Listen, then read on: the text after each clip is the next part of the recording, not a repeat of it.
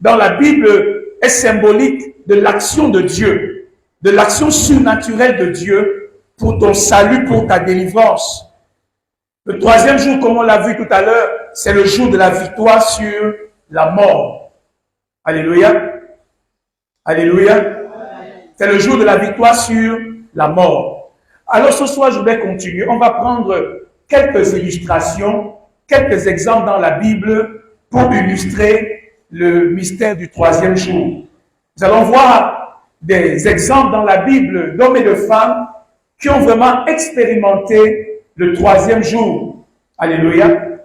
Et pour que ces gens expérimentent leur troisième jour, ils ont eu besoin de quelque chose que je voudrais aussi que tu fasses ce soir. Alléluia. Pour vivre le troisième jour, tu dois croire à la puissance de la résurrection. Pour vivre le troisième jour, tu dois croire à la puissance de la résurrection. Tu me suis ce soir. Pour vivre le troisième jour, tu dois croire à la puissance de la résurrection. Et je voudrais qu'on lise la parole de Dieu ce soir. Allons d'abord dans le livre de Colossiens, au chapitre 2, le verset 12. Vous allez lire dans 8 secondes, et moi je vais vous lire dans Parole de vie. Colossiens chapitre 2, verset 12. Colossiens chapitre 2, verset 12. Si quelqu'un a trouvé, il peut nous donner la lecture dans 8 secondes. Colossiens chapitre 2, le verset 12. Est-ce qu'il y a un lecteur qui a trouvé? Moi, je vais vous lire cela dans Parole de vie. Pour ceux qui ont la Bible YouVersion, ils peuvent trouver Parole de vie dans cette application s'ils ont téléchargé. Quelqu'un peut nous lire dans 8 secondes, Colossiens chapitre 2, verset 12.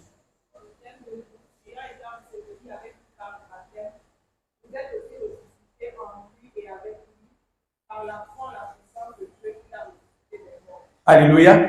Il dit, ayant été ensevelis avec lui par le baptême, vous êtes aussi ressuscités en lui et avec lui par la foi en la puissance de Dieu qui l'a ressuscité des morts. Par la foi, voilà l'expression qui m'intéresse, par la foi en la puissance de Dieu qui l'a ressuscité des morts. Donc, la résurrection, ta résurrection, si tu veux expérimenter la résurrection dans ta vie, la Bible déclare que tu dois avoir foi en la puissance de Dieu qui a fait quoi? Qui a ressuscité Jésus-Christ des morts.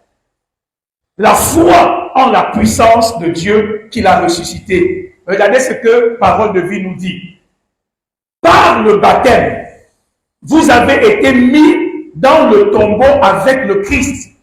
Par le baptême, vous avez été mis dans le tombeau avec le Christ. Mais avec lui, vous avez été réveillés de la mort. Alléluia. En effet, vous avez cru dans la puissance de Dieu qui a réveillé le Christ de la mort. Alléluia. Vous avez cru dans la puissance de Dieu qui a fait quoi? Qui a réveillé le Christ de la mort. Si tu veux aussi expérimenter la même résurrection que Jésus a expérimentée, il faut que tu crois à la même puissance qui a ressuscité Jésus d'entre les morts, qui a réveillé Jésus. Il faut que tu crois en cette puissance. Alléluia.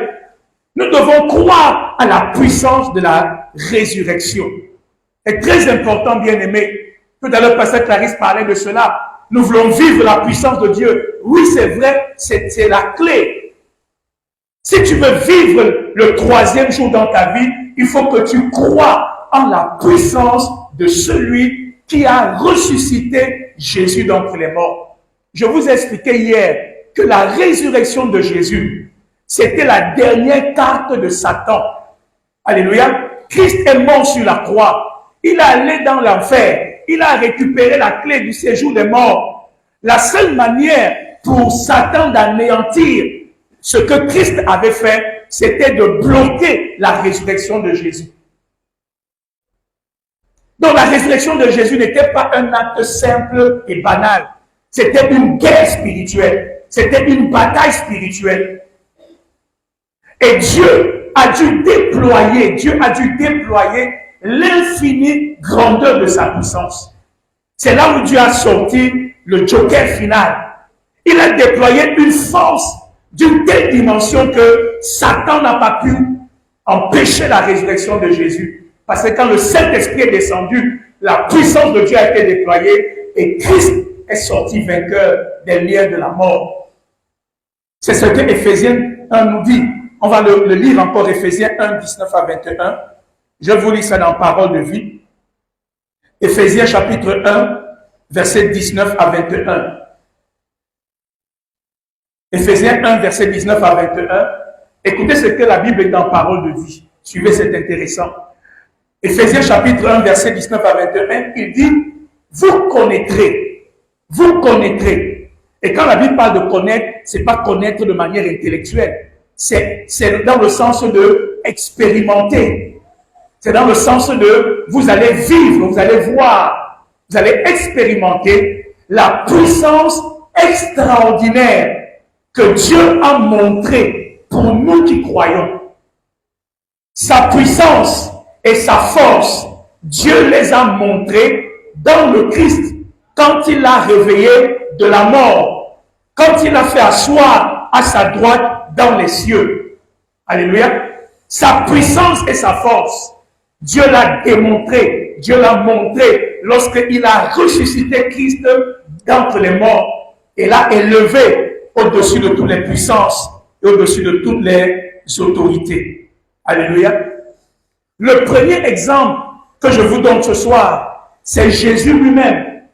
Est-ce que vous savez que Jésus lui-même, pour vivre sa résurrection, il a fallu que Jésus puisse croire à la puissance de Dieu pour sa résurrection. Alléluia. Pour sa propre résurrection, Jésus a dû se confier totalement à la fidélité de Dieu. Pour expérimenter sa résurrection, Jésus a dû totalement se confier à la puissance de Dieu. Parce qu'il savait très bien qu'il serait dans la tombe, il serait dans le tombeau. Et il n'avait aucun moyen pour lui de se ressusciter lui-même. Jésus ne pouvait pas sortir de ses propres forces de la mort. Il fallait que Dieu envoie le Saint-Esprit délivrer Jésus des liens de la mort. Donc quand il pousse son dernier soupir sur la croix et qu'il rend l'âme à Dieu, Jésus s'abandonne totalement entre les mains du Seigneur pour sa résurrection. Alléluia. C'est ce que la Bible nous montre dans Actes au chapitre 2. Allons ensemble dans Actes au chapitre 2, versets 26 à 27. Actes au chapitre 2, versets 26 à 27. Actes chapitre 2, versets 26 à 27. Vous avez trouvé? On dit ceci, c'est un psaume, mais qui parle de manière prophétique de la mort et de la résurrection de Jésus. Il dit quoi? Aussi, mon cœur est dans la joie et ma langue dans l'allégresse. Et même ma chair reposera avec espérance. Pourquoi? Car tu n'abandonneras pas mon âme dans le séjour des morts et tu ne permettras pas que ton sang voie la corruption. Et Pierre explique dans le verset 31 à 33, il dit, c'est la résurrection du Christ qu'il a prévu et annoncé en disant qu'il ne serait pas abandonné dans le séjour des morts et que sa chair ne verrait pas la corruption. Tu me suis ce soir? C'est-à-dire que quand Jésus lui-même a poussé son dernier soupir, c'était dans un esprit de foi. La parole de Dieu était dans le cœur de Jésus. Et cette parole, c'était quoi? Tu n'abandonneras pas mon âme dans le séjour des morts. Tu ne laisseras pas mon corps voir la corruption. Voilà la parole prophétique qui était dans le cœur de Jésus. Tu me suis ce soir? Donc Christ lui-même a eu besoin de croire en la puissance de la résurrection. Tu n'abandonneras pas. Et il continue en disant, ce Jésus, Dieu l'a ressuscité et nous en sommes témoins. Nous en sommes témoins. Le verset 32, 33 nous dit, élevé par la droite de Dieu. Suivez ce texte. Élevé par la droite de Dieu. Il a fait quoi? Il a reçu du Père le Saint-Esprit qui avait été promis et il l'a répandu comme vous le voyez et l'entendez. Remarquez bien que quand Jésus ressuscite des morts par la puissance du Saint-Esprit et qu'il est élevé à la droite du Père, la première chose que Jésus fait, c'est quoi? C'est qu'il fait quoi? Il envoie maintenant le Saint-Esprit. Pourquoi Jésus envoie le Saint-Esprit? C'est parce que sans le Saint-Esprit, nous ne pouvons pas expérimenter la même résurrection que lui aussi a expérimenté. Donc le premier acte de Jésus, c'est de faire quoi? C'est d'envoyer le Saint-Esprit. Parce qu'il veut que toi et moi, nous puissions aussi expérimenter la puissance de la résurrection. Le Saint-Esprit vient pour que la vie surnaturelle de Dieu, l'expérience de la résurrection soit ton partage. C'est pour ça que Jésus envoie le Saint-Esprit.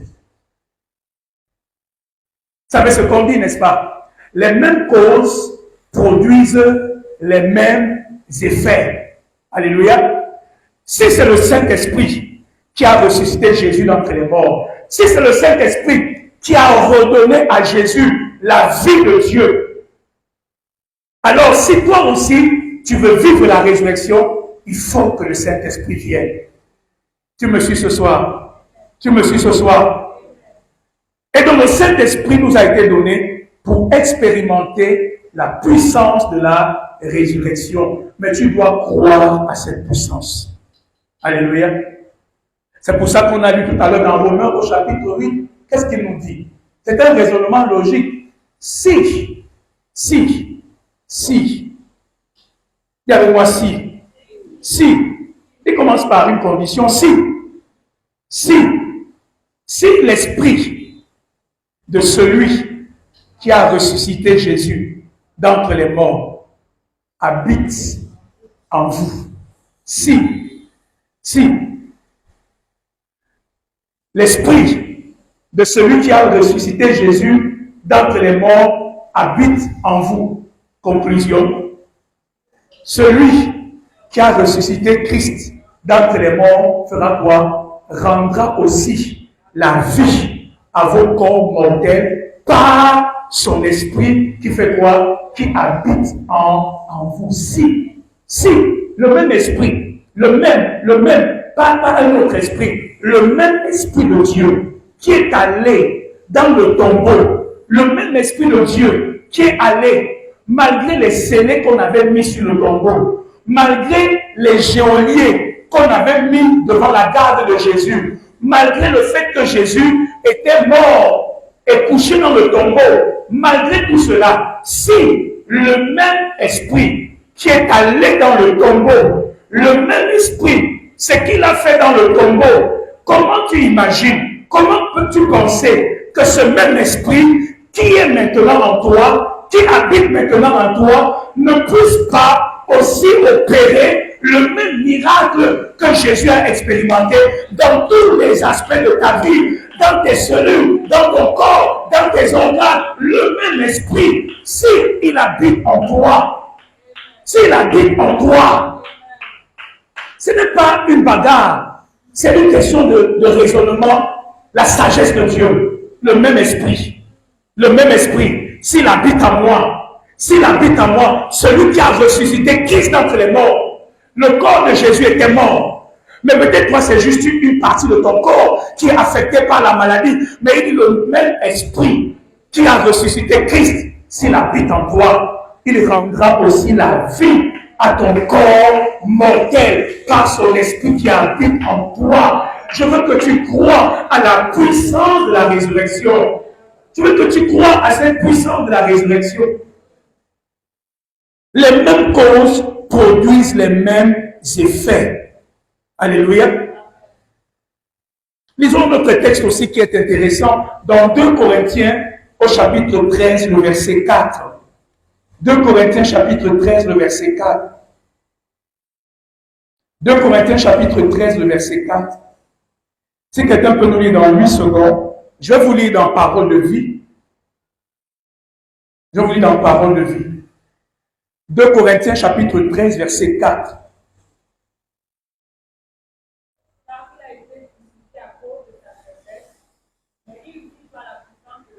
Oh, la Bible déclare quoi? Car il a été crucifié à cause de sa faiblesse, mais il vit par la puissance de Dieu. Oh, c'est ça le troisième jour. Le troisième jour, c'est Dieu qui décide par sa puissance que tu vas vivre et il va te donner la vie. Il dit, mais il vit par la puissance de Dieu.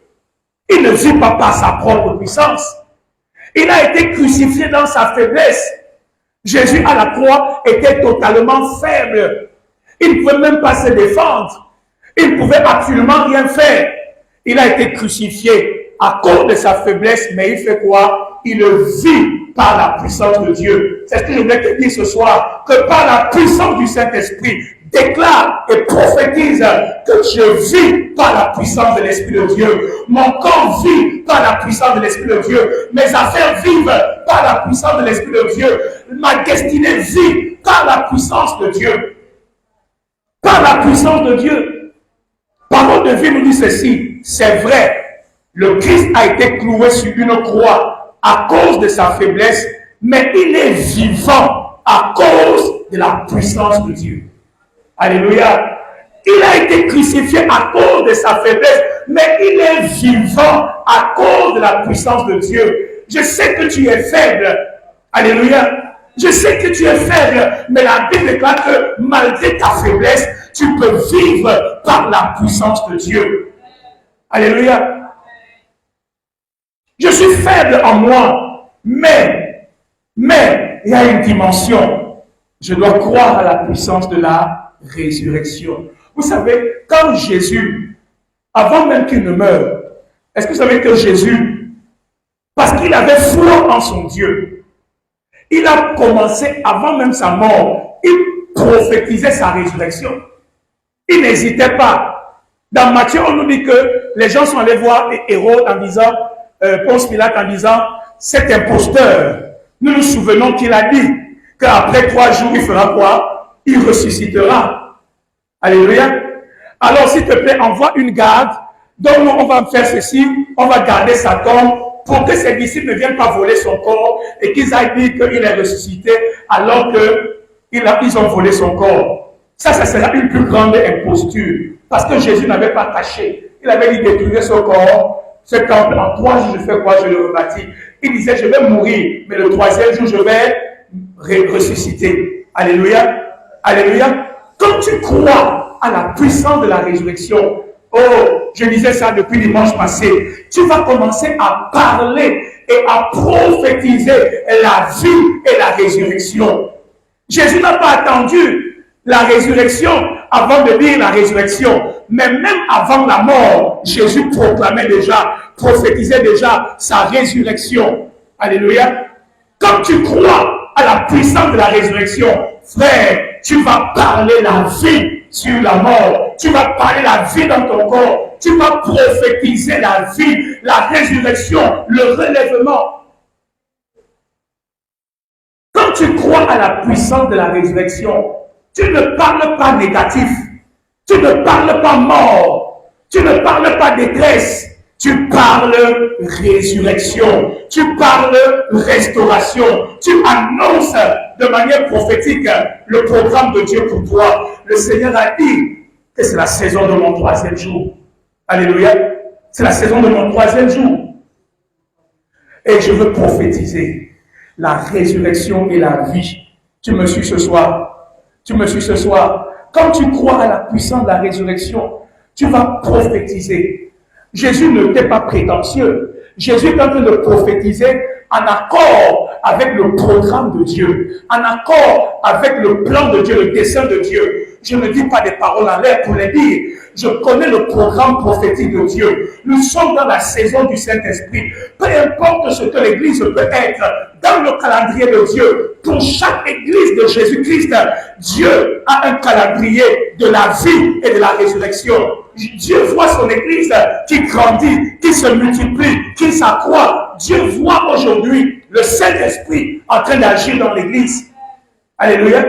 Et peu importe, on en parlera peut-être dimanche, peu importe ce que je vois, peu importe ce que je sens, ce qui est important, c'est de prophétiser le programme de Dieu. C'est de prophétiser l'action de Dieu. Et je vais dire, même si tu vois n'importe quoi, dis c'est la saison du Saint-Esprit. Que le diable veuille ou pas, je déclare l'action de Dieu dans l'église, je déclare le réveil de Dieu, je déclare la main puissante du Saint-Esprit qui touche, qui transforme les cœurs.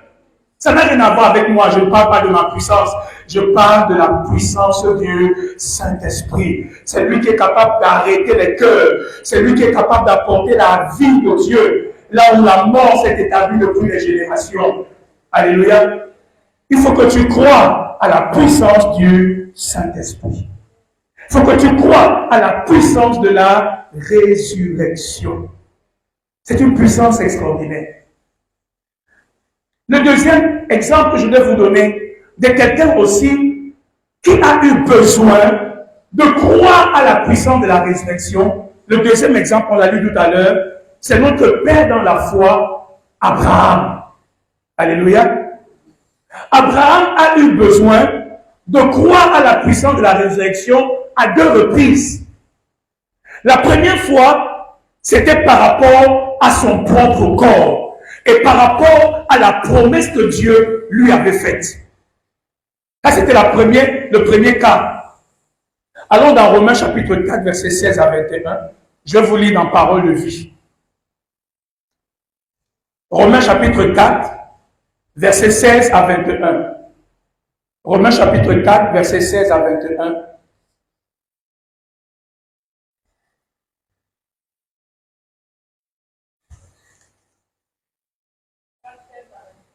Romains chapitre 4, versets 16 à 21. C'est un peu long. Je vous lis dans Parole de vie. Suivez avec moi. Parce que c'est très bien traduit et présenté.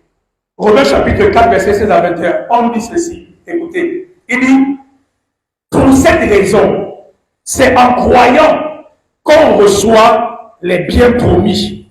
Et c'est vraiment un don gratuit. Il dit, c'est en croyant que l'on reçoit les biens promis. Donc, tous les biens, toutes les grâces, toutes les bénédictions qui sont les nôtres en Christ, c'est en croyant qu'on les reçoit. Donc, si tu veux vivre la résurrection, que tu veux goûter à la vie surnaturelle de Dieu, il faut que tu crois à la puissance de la résurrection. Il dit ceci, alors la promesse est valable pour tous ceux qui sont nés d'Abraham. Elle est valable non seulement pour ceux qui sont soumis à la loi, mais également pour ceux qui croient comme Abraham, notre Père à tous, c'est-à-dire nous. Il continue en disant, oui, les livres saints le disent. J'ai fait de toi le père de beaucoup de peuples. Abraham, notre Père devant Dieu, en qui il a cru. C'est le Dieu qui donne la vie aux morts et qui appelle à exister ce qui n'existe pas encore. Dieu donne la vie aux morts. Le mort, c'est celui qui avait la vie, mais qui l'a perdu, qui n'a plus la vie. Alléluia. Mais on dit que même il y a une autre dimension, il peut créer la vie à partir du néant. Ce qui n'existe pas, il est capable de le faire exister. Il n'a pas besoin que la vie soit d'abord là. Rien que par sa puissance, il peut faire exister quelque chose qui n'a jamais existé. Il ne rend pas seulement la vie aux morts, mais il faut aussi quoi? Il donne simplement la vie. S'il dit vie à un caillou, le caillou va vivre. S'il dit vie à un arbre d'une certaine manière, l'arbre va vivre. Alléluia. S'il dit vie à une chose inanimée, la chose va vivre. Parce que quand Dieu parle, la vie se manifeste. Alléluia. Écoutez ce que la Bible dit. Il n'y avait plus d'espoir. Et pourtant, Abraham a espéré. Il a cru en Dieu. Et pour cela, il est devenu le père de beaucoup de peuples. Les livres saints le disent. Ceux qui vont naître de toi seront très nombreux. La foi d'Abraham est restée solide. Pourtant, il avait à peu près 100 ans. Et il le savait. Son corps était déjà comme mort. Et Sarah ne pouvait pas avoir d'enfant. Devant la promesse de Dieu, il n'a pas manqué de confiance. Au contraire, sa foi l'a rempli de force et il a rendu gloire à Dieu. Il était sûr d'une chose, ce que Dieu a promis, il est assez puissant pour le faire. Écoutez très bien. La Bible déclare qu'Abraham a vu la mort dans son corps. Son corps était déjà mort. Même le corps de Sarah était déjà mort. Mais comment la promesse allait s'accomplir? Je me dis ce qui est difficile avec la puissance de la résurrection, c'est que très souvent la résurrection arrive après la mort. Mais la mort est une épreuve difficile pour la foi de l'homme. Alléluia. La mort est une épreuve difficile pour ta foi.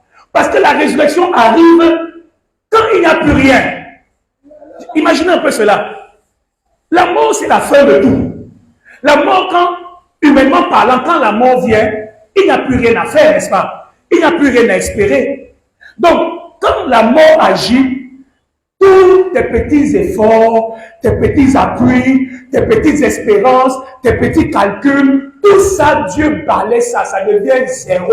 Ça ne fait que mourir. Tu comptes sur ça, ça meurt. Tu comptes sur ça, ça meurt. Et tu arrives à un point où tu te poses la question, mais qu'est-ce qui va se passer? Comment la promesse va s'accomplir? Comment Dieu va-t-il opérer le miracle? Parce que humainement parlant, je ne vois rien sur quoi Dieu peut s'appuyer. Je ne vois rien sur quoi il va prendre appui. Mais Dieu n'a pas besoin de quelque chose pour prendre appui. Alléluia. C'est ça qui est difficile avec la résurrection.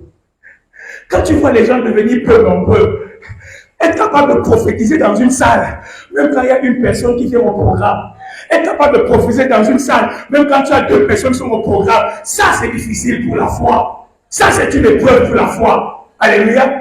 Être capable que je peux faire, je peux accomplir mon projet, même quand j'ai une petite somme, et même la petite somme là commence encore à diminuer. Comment croire à un miracle quand je suis à zéro? Comment croire à un miracle quand je suis dans le rouge?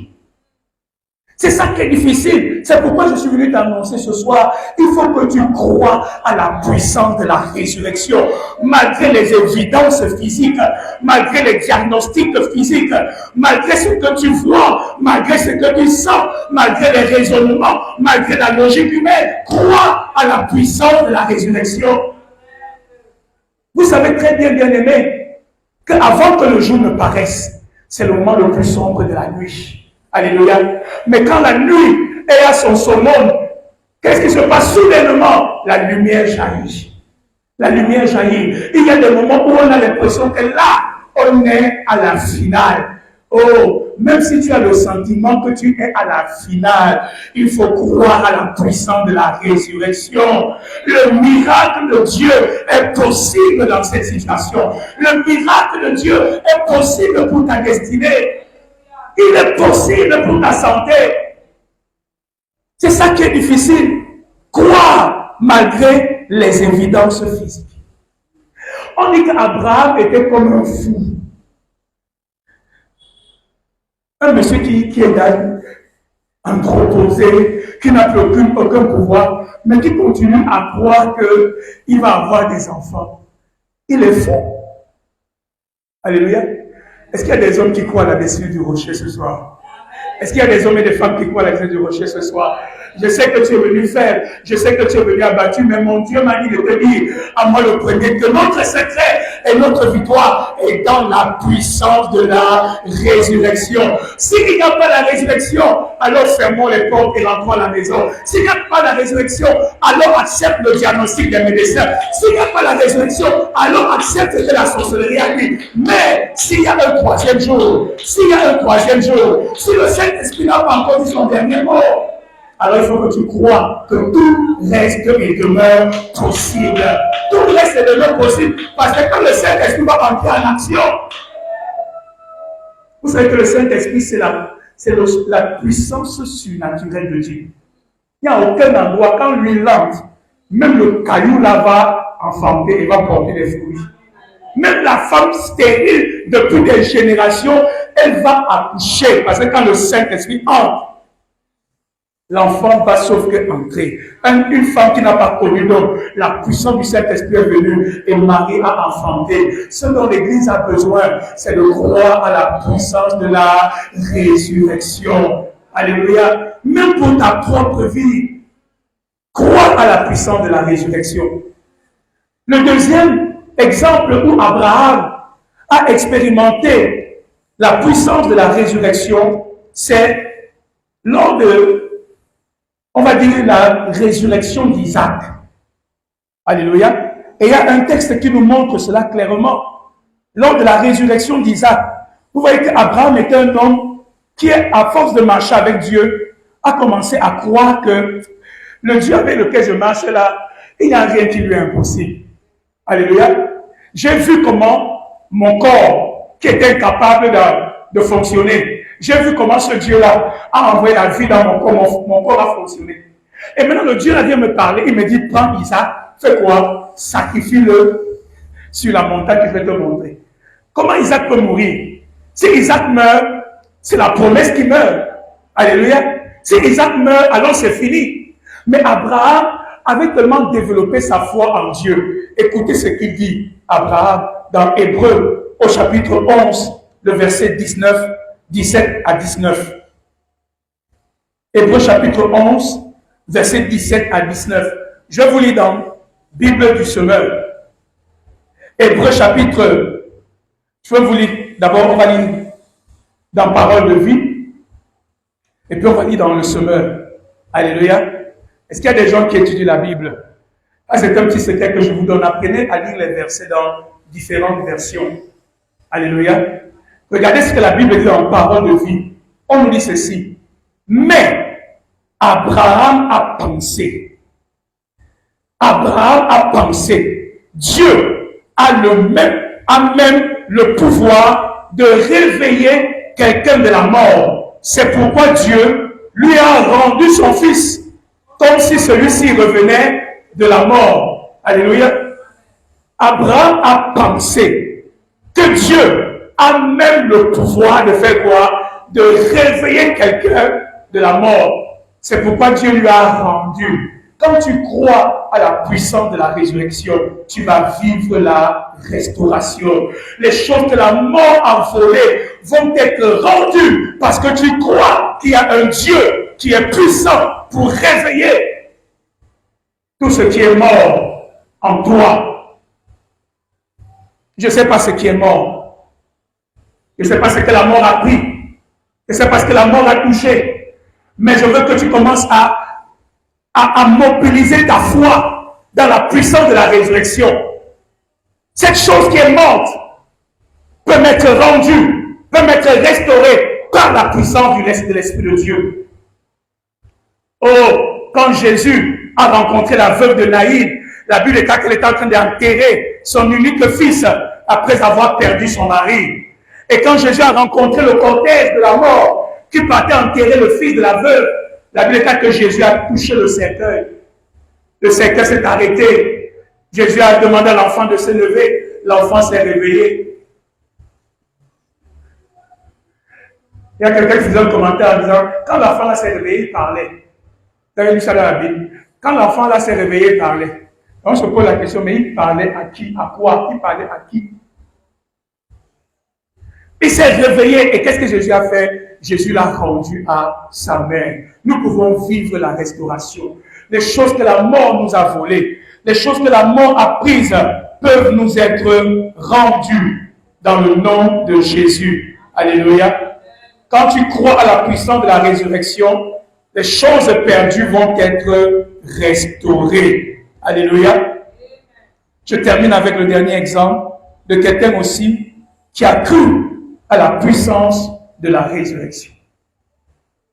C'est l'apôtre Paul. Il nous en parle dans le livre de 2 Corinthiens chapitre 1, versets 8 à 10. On en a parlé un peu tout à l'heure. Romains chapitre 2 Corinthiens chapitre 1, versets 8 à 10. Demain, on va essayer d'avoir plus de temps pour la prière parce que c'est vraiment des sujets importants sur lesquels on doit prier. On n'aura pas assez de temps pour prier ce soir, mais demain, nous allons passer plus de temps dans la prière.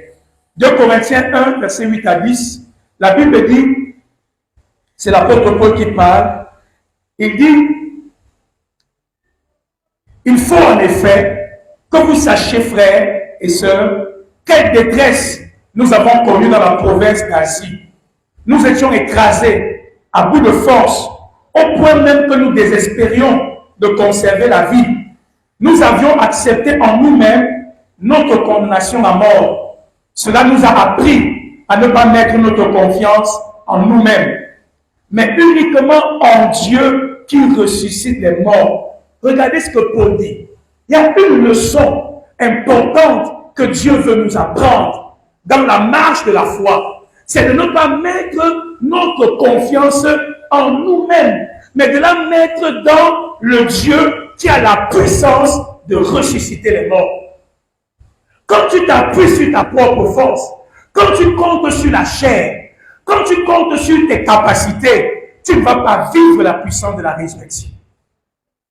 Et c'est une leçon que Dieu veut nous apprendre. Frère, j'aimerais te dire que les moments les plus spirituels dans ta vie sont les moments où tu es le plus faible devant Dieu.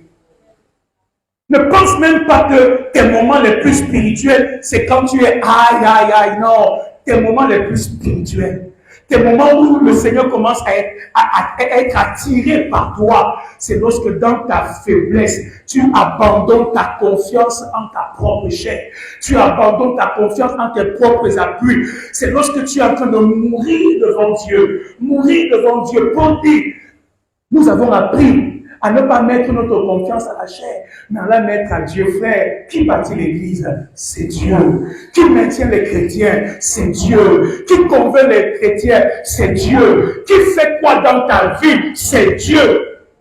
Alléluia. C'est Dieu.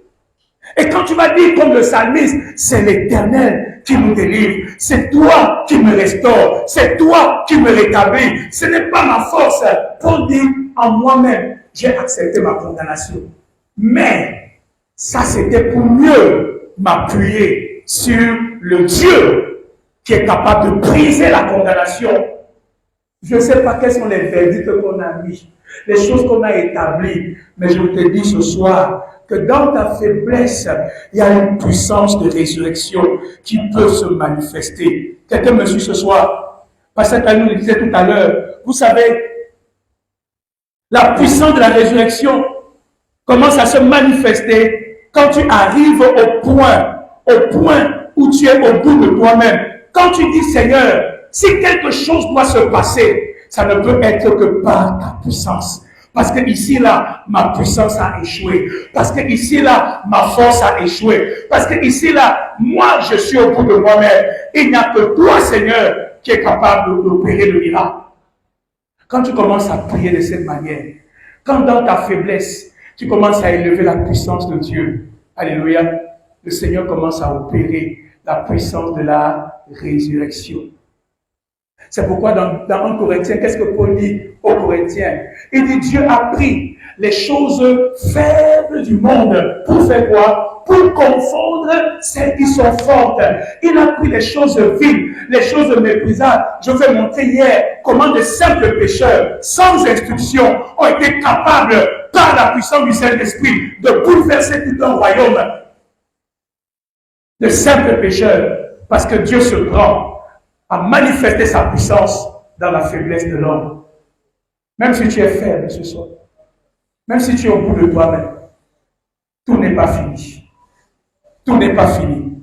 Je suis venu annoncer à quelqu'un ce soir, il faut que tu crois à la puissance de la résurrection. Alléluia. Alléluia. Quand tu veux activer la puissance du Saint-Esprit, quand tu veux activer l'intervention de Dieu, le secours de Dieu, frère, Dieu a vu que Abraham croyait tellement en lui. Il a dit non, le type s'il y a une foi terrible en moi, comment il peut croire que je peux même ressusciter son fils? Dieu m'a dit non, je vais lui rendre son fils. Me suivez ce soir. Je veux que ta foi en la puissance de la résurrection. Sois vraiment boosté ce soir. Alléluia. Et quand tu vas commencer à activer cette foi, le Saint-Esprit va entrer en action. Et il va accomplir le miraculeux. Il va accomplir l'impossible. Ce qui est impossible aux hommes est possible à Dieu par la puissance du Saint-Esprit. Là où les hommes ont déclaré forfait, c'est là où Dieu entre en scène pour commencer son match. Quelqu'un me suit ce soir? Nous pouvons prophétiser sur notre communauté. Nous pouvons prophétiser sur nos enfants. Nous pouvons prophétiser sur nos destinées. Alléluia. Que nous croyons à la puissance de la résurrection. Je termine avec ce dernier texte. Quelqu'un aussi qui croyait à la puissance de la résurrection, il s'appelait Job. Vous savez ce que Job a dit, n'est-ce pas? Pour terminer avec cela, c'est intéressant. Job 19, verset 27. Job 19, verset 27. Écoutez les paroles de foi d'un homme qui croit à la puissance de la résurrection. Et il a été restauré. Job chapitre 19, verset 26, verset 25 à 27. Job 19. Est-ce qu'on peut lire ensemble? C'est notre dernier verset. Job 19, verset 25 à 27. Une fois et deux. Mais je sais que mon Rédempteur est vivant, c'est le Dieu de la vie. Et qu'il se lèvera comment? Le dernier sur la terre. Verset 26. Quand ma peau sera détruite, il se lèvera. Quand je n'aurai plus de chair, je ferai quoi? Je verrai Dieu. Je le verrai et il me sera favorable. Mes yeux le verront et non ceux d'un autre. Mon âme languit d'attente au-dedans de moi. Alléluia. Même si c'est comment je déclare ce soir que je verrai mon Dieu. Je verrai la puissance de sa résurrection. Alléluia. Quand je n'aurai plus de chair, je verrai Dieu. Quand ma peau sera détruite, il fera quoi? Il se lèvera. Quand je serai au bout de mes propres forces, il se lèvera. Parce que mon Rédempteur est vivant et c'est lui qui aura le dernier mot dans cette affaire. Alléluia. Voilà le langage de ceux qui croient à la puissance de la résurrection. Est-ce qu'on peut se lever ce soir et commencer vraiment à prophétiser, Seigneur? Ce soir, nous croyons à la puissance de la résurrection. Je ne sais pas à quelle extrémité tu es. Je ne sais pas à quelle extrémité tu es. Jésus avait dit à Jairus, crois seulement. On lui a dit, ta fille est morte. N'importune plus le maître. Oh, je ne sais pas ce que le diable te dit. N'importune plus Dieu. Ça ne sert à rien de continuer de prier. Tu sais que ça fait depuis des années que tu pries. N'importune plus le maître. Fais de ta bouche, il n'y a plus rien à espérer. Parce que la fille est morte. Jésus a dit, Jairus, fais quoi? Crois seulement. Crois seulement. Je n'ai pas besoin de tes raisonnements. Je n'ai pas besoin de tes commentaires. Je n'ai pas besoin de tes discours. Crois seulement. Je n'ai pas besoin de ta logique ni de tes explications. Je te demande une chose. Crois seulement à la puissance de la résurrection et je vais agir en ta faveur. Et nous allons nous voir et bénissons le Seigneur.